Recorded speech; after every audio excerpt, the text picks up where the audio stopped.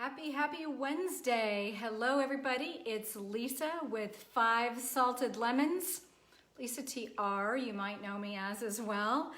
I gotta tell you, I am a recipe hoarder, a lover of lemons, a personal chef, and I'm here to give you a great recipe this Wednesday with lemon hummus. So, by the way, just as an aside, have you ever tasted these limoncello liqueurs? They are to die for. I really love them. I love all of this brand anyway, and I just saw this one, and you know, no carbs, no sugar, no protein, no fat. You gotta love that. And of course, it looks and tastes like a lemon. It actually does taste like limoncello. So hey Rick, how's it going? So before we jump into lemon hummus, I have to tell you, remember yesterday we made the lemon cheesecake mousse, and I wanted to show you how the consistency of how it turned out here. I don't know if you can really capture that, but of course I had to make myself a little dish, and wasn't it so cute that it's yellow and you put it in a little cute blue dish? And then of course you can zest some extra lemon if you'd like to on the top. Just super simple. You get that off there, and let's give it a taste because I think it's just fab because I've made it before and I kind of know that. So let me see. Super fluffy, super fluffy. The extra zest on the top is super good. Hey guys, hi Julie, how are you?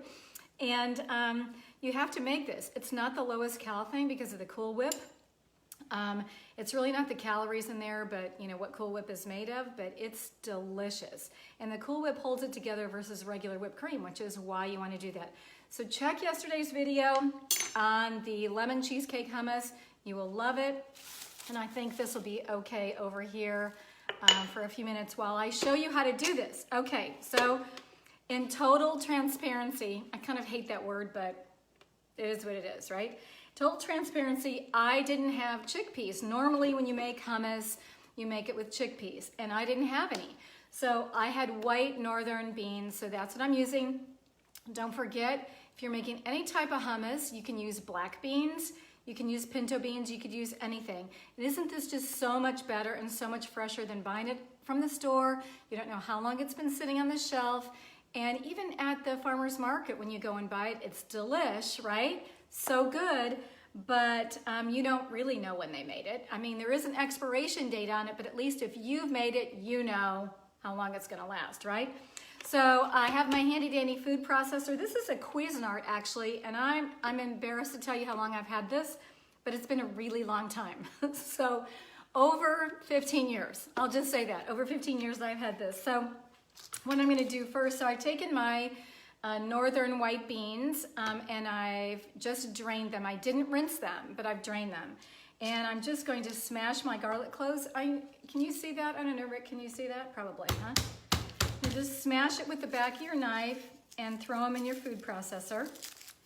And I like to use fresh garlic. I mean, you could use, you know, what's in the jar. If you don't have anything else, it's absolutely fine. Just throw it in whole. And I'm kind of a garlic fiend. So, you know, I like stuff to taste. I hate bland food. I just hate it. So my food's always kicked up with something. So just throw those in there, and you're going to just put your beans right in here. So the reason why you don't need to rinse them is because you want it to be thick. So in fact, I'm actually gonna give you a little pro tip about that. So let me process this just really quickly. And you can pulse it, meaning you just do this to it, you know, if you wanted to get the consistency. If I would have left out a few of the beans, I could have laid those on the top and so they weren't smooth. But let's go ahead and give it a whirl. So now is when you want to start adding your olive oil if you want to. You can certainly use regular extra virgin olive oil, but I happen to love my lemon olive oil. Go to your local lemon store. This is from We Olive. They are franchised, they're all over the place. Julie, I think they're in Chicago as well, pretty sure of it. But most all of these places have it now. So You just want to add a little bit at a time because you can't take it out, right? So you want to manage the consistency. So I'm just going to pour in a little bit. That's why it's hard when people say, oh, give me the recipe, because it's all different, just depending on how many beans you have and whether you use 2 cans. Now, don't forget, you can also make black bean hummus, which is really cool too. It doesn't need to be chickpeas or northern beans or anything. So this is looking kind of thick right now, and I don't want it to be all olive oil, right? So I'm going to take this lemon that I've had out, and I'm just going to put some extra liquid in there, right? Not too much, but this is a huge lemon and it's super juicy. Meyer lemon from one of my friend's trees, so it's awesome. I also at this time want to season it, so I always use kosher salt. If you guys know me at all, that's always what I do right there. So it's garlic and kosher salt in it now. So let's move forward. Some more blending, some more processing.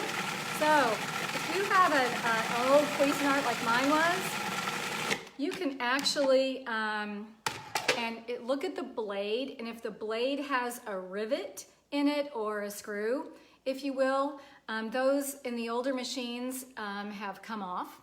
Yipes, hopefully it's not in the food, right? And so you want to call Cuisinart, find their 800 number, call them, and they will send you a new blade, right? Simple as that. So I got to keep my machine, didn't have to spend $60, $80, $130 on one. I just got a new blade, so always check that out. So now's where you would put some tahini in here, right? I am not a tahini fan, gotta tell you, not a fan. So I modify just about everything. So for those Trader Joe fans that you guys are, this is their jalapeno sauce. I think it's seasonal. It's got quite a kick, but you know, who says we have to use tahini, right? Not me, we don't wanna use it. So I'm just gonna add a little bit of this. Even though it's green, it's not gonna really look green when we're done, right? So let me pop this in here. It still looks, the consistency is still pretty thick. This is what you want on a chip or vegetables, right? You want it to be thick and not runny, but you also want it to be lemony. So, sorry, that's a little noisy, isn't it? So let's see. I can taste the garlic right off the bat, which is super good. And so now I'm going to put some more of the lemon juice. Love the fresh lemons, don't cheat on this one, okay? And then I'm going to actually zest. I mean, depending on the size of your lemon, I've literally zested 2 to 3 lemons in a mixture like this before. So going in with the zest. Now, this is a rasp or a zester or a microplane. So if you're buying any one of those 3 things, they're all the same. So look around your house so you can use a grater of some sort if it's got those little tiny holes. A lot of people grate like this. Actually, if you'll see it on the Food Network shows, they grate like that. I don't like that. I guess I'm just used to doing it the other way, right? So you don't want to grate the pith, which is the white part, so you just want to very lightly go over the top of it, knock it on in there, and we'll check that out. There'll be some on the back side too, just take that off. And so here's my bonus trick, my bonus pro tip. When you drained your beans, your white beans, because black beans really don't have a lot of juice to it, but always save some of the liquid before you toss it, okay? Because you may need to thicken your mixture. If you've gone a little bit too overboard, you've got it a little too liquidy with the lemon or whatever, just pour a little bit of your bean juice, if you will, okay, and just pour it on in there. So I'm just gonna do a little bit to show you. And hopefully I don't drop this on the floor because that would not be good. And go on, I think we're just about done with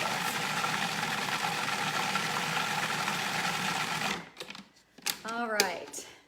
So we've got a super nice consistency. There's a little beans around the edge right there, but we don't care about that right now, right? Just want to make sure it's really smooth and you do it. And so of course, like always, you know me, I'd like to have it in a pretty glass, right? So I've pulled, I think martini glasses are just so fun if you're not drinking from them, to use them on your tray or your you know, your new charcuterie board or whatever you're doing. So you can stick this right in the middle, and you want to hold on to your blade that's with your fingers underneath here so you don't cut yourself, right? So I'm just going to scoop some of this in here. So obviously you can add more if you want more of a kick with that jalapeno sauce. You could add sriracha to it, which would be awesome. Especially like if you did a black bean one, that would be cool. So look how pretty this is in here, and I haven't used all of it. In here I've got quite a bit left, but I want to make it pretty in my dish. And always to, you know, wipe down the excess so it looks good, right? And of course, at this point in time, you can tear some fresh basil, some dill, anything that you want. Let's use the dill right here, which it's kind of, you know, kind of goes with lemons, right? So we're just gonna put some fresh dill right here on the top, not too much.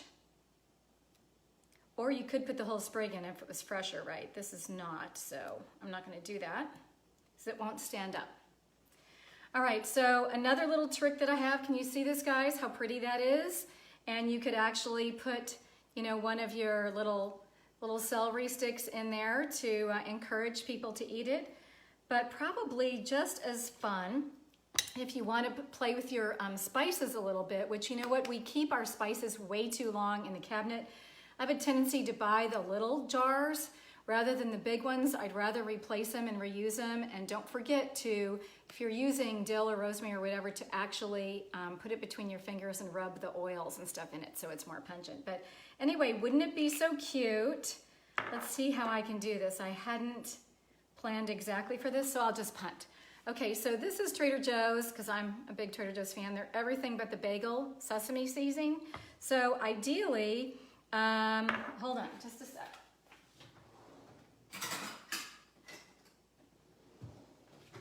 Let's see, I'm really punting here because I did not plan this. Okay, so I have this cute little, I need to take the top off of this. All right, this is really going for it here. Any questions while you guys have me here? Any questions at all that I might be able to answer? So you could put a little cookie cutter, if you would, on it, but I can't set this on it because there's too much hummus in it. But just for an example, let's see if I can, it's really, it goes in the center. Oops, I kind of missed it. But this is a chili lime seasoning, and I'm gonna just, let me put the lid back on this one. And I'm just going to take my everything but the bagel seasoning and put it right around there. So look how pretty that is, you guys, right? It's so cute and so pretty and festive, and you use the stuff that you had in your pantry. So that is the lemon hummus. Oh, and I would probably, you know, go ahead and zest just a little bit more on there too. So let's go ahead and do that, because you can never have enough lemon, right? All right, you guys, go home and make this and get back and let me know what you did or what you added or how you changed your lemon hummus recipe. So I hope you enjoyed it. Tomorrow it's gonna be, I think, a citrusy white fish. So using lemons, of course. So I'll post later what the ingredients are in case you want to go and buy them and make it with me. But until then, hey, thanks for tuning in to 5saltedlemons.com. We're going to be doing some Zoom cooking soon, so keep your eye out for that, and PM me with any questions or just post. Talk to you soon. Bye, guys.